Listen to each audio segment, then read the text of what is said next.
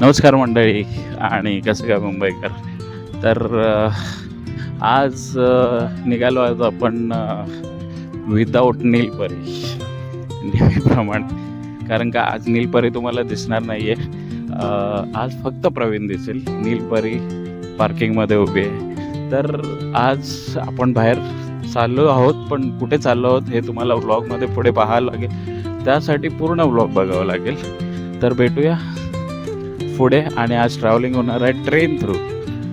तर भेटूया आणि व्लॉगमध्ये शेवटपर्यंत राहा. शेवटपर्यंत अशा जागी जाणार आहोत जिथे लेजंड्स जन्माला येतात आणि माणसातला देव दिसतो.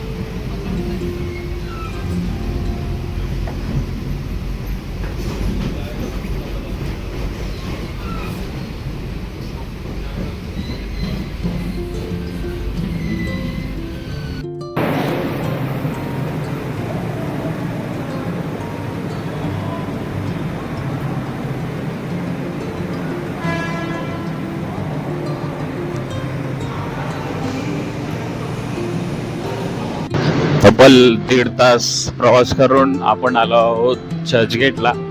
आणि अजून बाकी आहे, सरप्राईज अजून बाकी आहे. सो अजून आपल्याला लागेल 1 तास सरप्राईज रिव्हील करायला.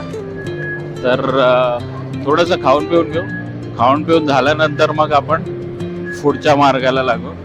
तोपर्यंत ब्लॉगमध्ये बनून राहा. शेवटपर्यंत ब्लॉग बघा. आज खूप मजा येणार आहे.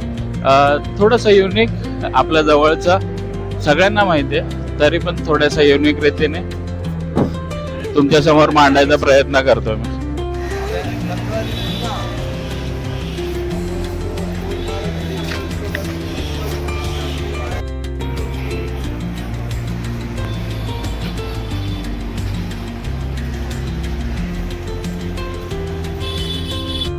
चर्चगेट स्टेशनच्या एक 10-15 मिनिटावरच बाय वॉक आपण चाललो आहे वानखेडे स्टेडियमला.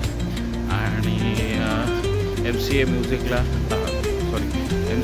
म्युझियमला भेट देणार आहोत. आणि त्याच्यानंतर मे बी तिकडे 1-2 तास घालवल्यानंतर आपण पुढचं प्रोसेस बघूया काय होतं. अजून काही ठरवलेलं नाही. ॲक्च्युली यायचं कारण होतं म्युझियमला भेट देण्यासाठी. आणि वानखेडेचं वैशिष्ट्य असं की एका हिस्ट्रीमध्ये बघायला गेलं तर एका मराठी माणसाच्या इगोमुळे हा स्टेडियम उभा राहिला मित्रांनो. तर आपल्या मुंबईमध्ये वानखेडेपासूनच 800 मीटरवर एक स्टेडियम आहे ज्याचं नाव आहे ब्रेव रॉक स्टेडियम. आणि त्यावेळेस सगळ्या मॅचेस, इंटरनॅशनल मॅचेस ब्रेव रॉकला व्हायच्या. मे बी 73 पासून 34ला प्रेप्रो स्टेडियम उभं राहिलं आणि 73पासून 82पर्यंत असं काहीतरी तिकडे सगळ्या इंटरनॅशनल मॅचेस व्हायच्या आणि 71 नंतर सगळे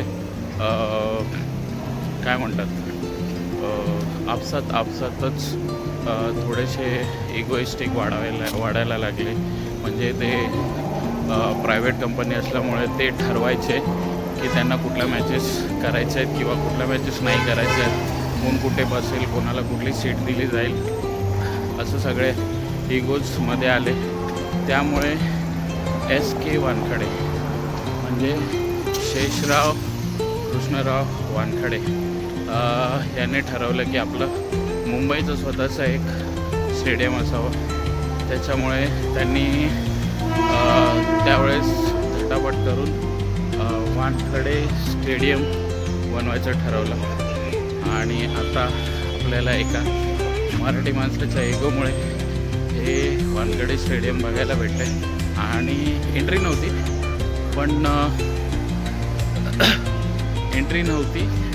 पण आता MCA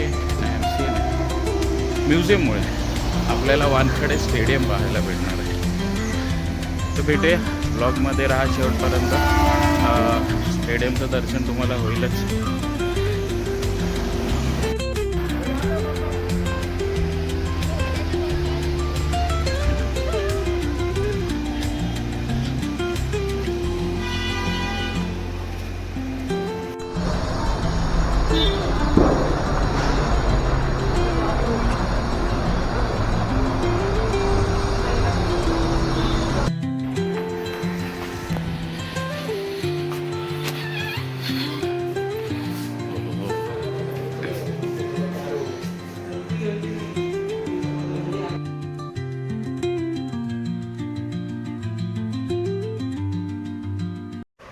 तर इथून पुढे आमचं बॅचमध्ये डिवायडेशन झालं. एक 20 लोकांची बॅच होती आणि एक गाईड निवडून दिलेला होता आणि त्याच्या थ्रू आम्हाला MCAमधील सर्व दिग्गज लेजंड्स आहेत त्यांचे फोटोज, त्यांचे कपडे किंवा त्यांचे मॅचमध्ये यूज केल्या जाणाऱ्या ग्लव्ज, बॅट्स आणि त्यांच्या कपड्यां थ्रू आम्हाला त्यांच्या मॅचेसचे माहिती दिली गेली आणि त्यांचे फोटोसुद्धा दाखवले गेले होते आणि त्यावेळेस यूज केल्या जाणाऱ्या बॅट्स आणि त्यावेळेस यूज केले जाणारे युनिफॉर्म आणि त्यावेळेस यूज केल्या जाणाऱ्या ग्लव्ज किंवा ॲसेसरीज होत्या, त्यासुद्धा आम्हाला दाखवल्या गेल्या.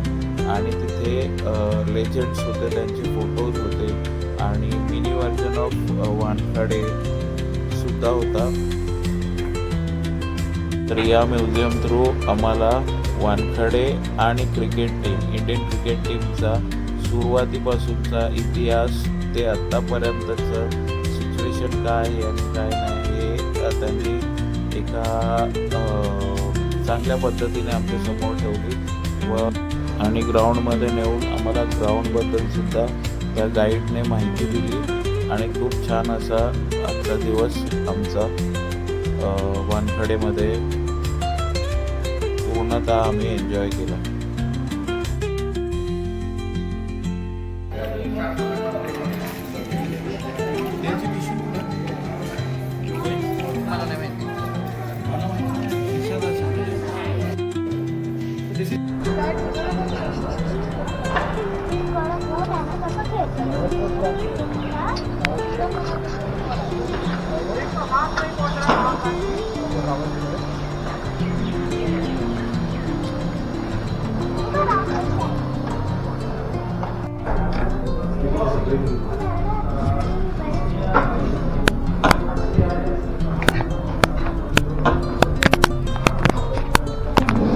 ओके नाही होत आहे.